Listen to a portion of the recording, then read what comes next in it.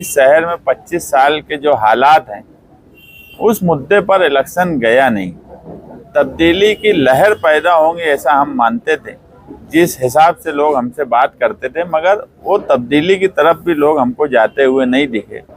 लोग जो है बिरादरी की जंजीर में इस तरह से जकड़े हुए थे कि उनको निकाल पाना हमारे लिए मुश्किल हुआ। हम उसमें नाकाम हो गए।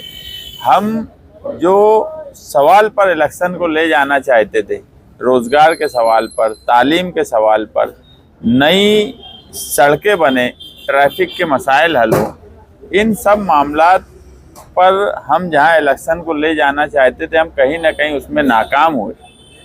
हमको जो वोट मिली वो हमारी तवक्के हमको कतई ऐसी नहीं थी जिस हिसाब से हमारी कैंपेनिंग चली। और हमको लोगों ने जो बातें बोली कि हमने इलेक्शन बहुत अच्छा लड़ा, हमारी कैंपेनिंग बहुत अच्छी थी, सब कुछ हमारा परफेक्ट था, इसमें ना पार्टी के जिम्मेदारान को इस मामले में कोई शक शुबा है, ना पार्टी के जो लोग शहर भर में काम काज कर रहे थे उनको कोई शक शुबा है। हम ये बात मानते हैं कि अव्वल दिन से वोटिंग के दिन तक हमारी पार्टी के लोगों ने मेहनत की, हर तरीके से काम किया, मगर जिस तरीके का रिजल्ट आना चाहिए था वो नहीं हुआ। मालेगांव शहर के लिए ये बदनसीबी की बात है कि असेंबली इलेक्शन में लोग दो हिस्से में बढ़ जाते कि ये इसको हराएंगा इसलिए इसको वोट दी जाए, वो उसको हराएंगा इसलिए उसको वोट दी जाए। ये तरीक़ाकार ही जमहूरी निज़ाम में बिल्कुल बराबर नहीं माना जाता। और इससे हमको आज क्या नुकसान हुआ है, पार्टी को वो हमारे सामने है। हम आज उसके ताल्लुक से मीटिंग बुलाए थे, कल हम उस पर कमेटी बनाएंगे और जायज़ा लेंगे कि यार हमको आगे क्या करना चाहिए। मगर जमहूरी निज़ाम में ये मालेगांव शहर के लिए अच्छी बात नहीं है, मालेगांव शहर की तरक्की के लिए अच्छी बात नहीं है कि सिर्फ दो लोगों के बीच में लोग बढ़ जाएं। ये जमहूरियत नहीं हो सकती। और हम देखे हैं कि मजहब का सहारा लेकर भी जिस तरीके से इलेक्शन लड़ा गया, ये भी दस्तूरी और जमहूरी मुल्क में मुनासिब बात नहीं है। आपके सामने मैं हमेशा एक बात एकदम साफ बोलता हूँ कि हमको सियासत में नफ़ा नुकसान अपनी जगह, मगर सियासत में जो दस्तूर और जो जमहूरी निज़ाम है बहरहाल वो अपनी जगह कायम रहना चाहिए। आज महाराष्ट्र का जो रिज़ल्ट आया वो बहरहाल महाराष्ट्र के मुसलमानों के लिए और ख़ास तौर से मालेगांव शहर जैसे मुसलमान जो हमेशा सबकी रहनुमाई करते, उनके लिए ये रिज़ल्ट बिल्कुल अच्छा नहीं है। सज्जाद नुमानी साहब का जो बयान था वो बहरहाल फ़िरका परस्तों को ताकत पहुंचाने का काम किया। इसमें भी कोई शक शुबा नहीं है कि हमेशा हम ये बात बोलते हैं कि इस मुल्क में हमेशा दस्तूर को हाथ में पकड़कर हमेशा इलेक्शन और सियासत होना चाहिए। तुम जब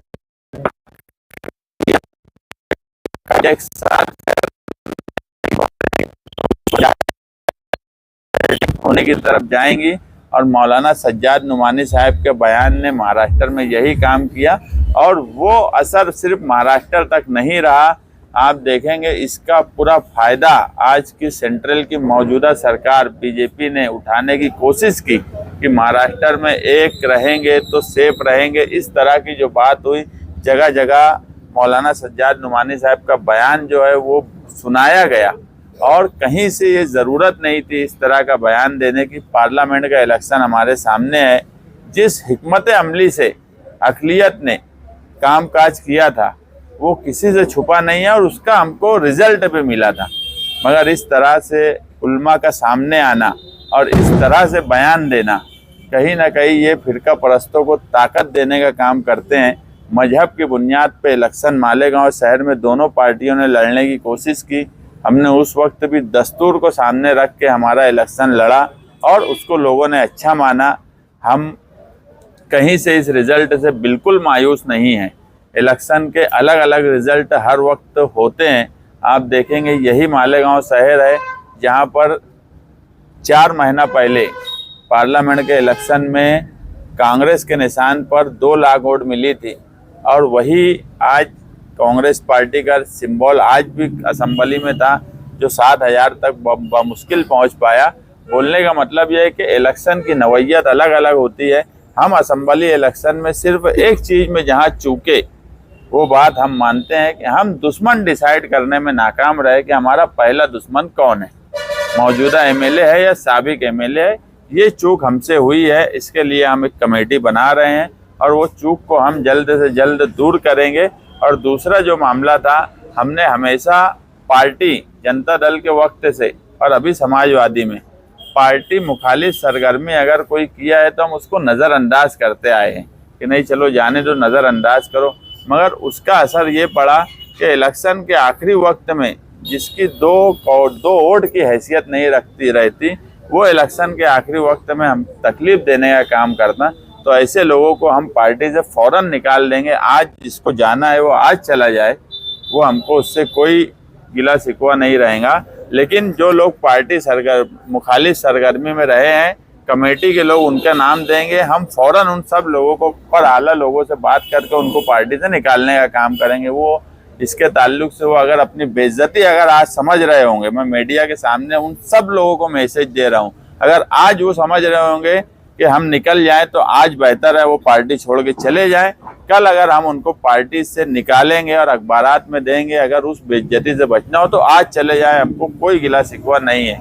दूसरा ये कि हम जो है इलेक्शन की कैंपेनिंग अच्छी हुई, मीडिया के लोगों ने भी हमारी तारीफ की, शहर के सरगर्दा अफराद की, मगर सियासत में वोट और चुन के आना यही आवाम का रिजल्ट होता है। अब हम भी कहीं ना कहीं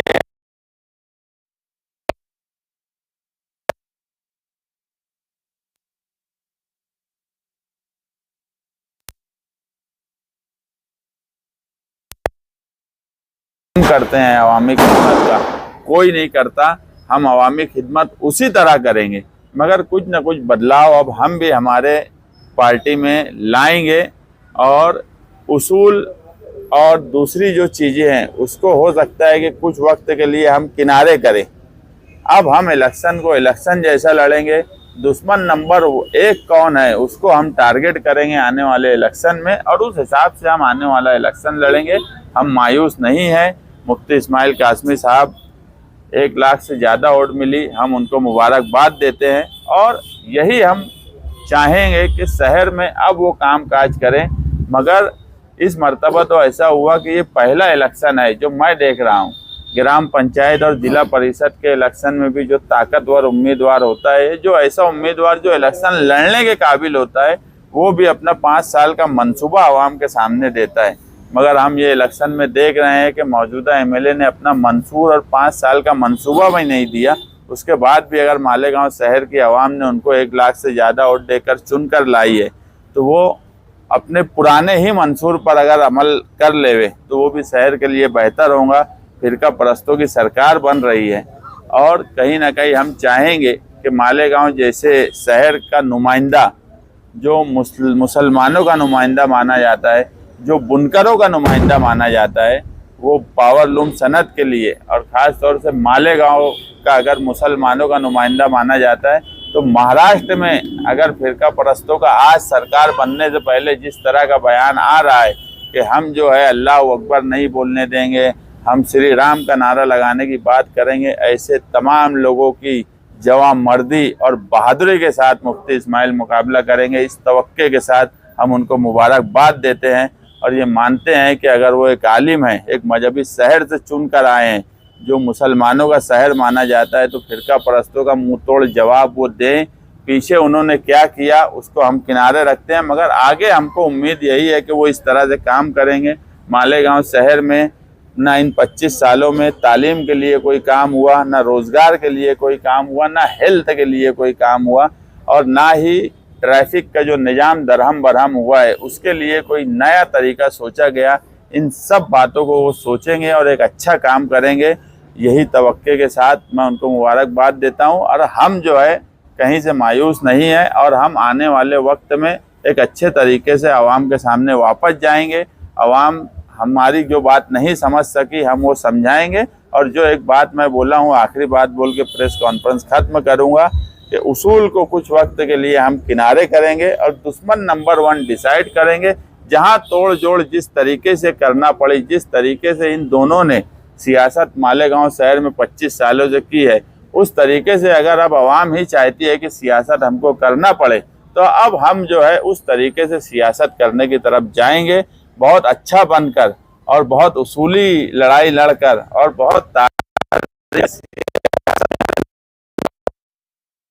ये मैं आप तमाम लोग इसके लिए तारीफ दे रहे हैं कि हमने इलेक्शन अच्छा लड़ा है, उनके लिए शुक्रिया, बदलाव लाएंगे। मालेगांव का जो सियासत हुई है, जो इलेक्शन हुआ है, उसमें बहुत कुछ सीखने को मिला है आपको। हाँ, बिल्कुल सीखने को मिला है। मैं एक बात बोला कि ये पूरे इलेक्शन में हमने 1 महीने में क्या किया कैंपेनिंग में, उसका हमको कोई अफसोस नहीं है, मगर पिछले 3-4 सालों में हमने जो काम किया, इज्तिमाई हो या निजी हो, वो काम हमने जिन लोगों का किया है, अगर लोग काम की बुनियाद पर वोट नहीं देंगे तो बहरहाल ये बात शहर के लिए अफसोसनाक है। वो सीखने का मौका मिला हमको।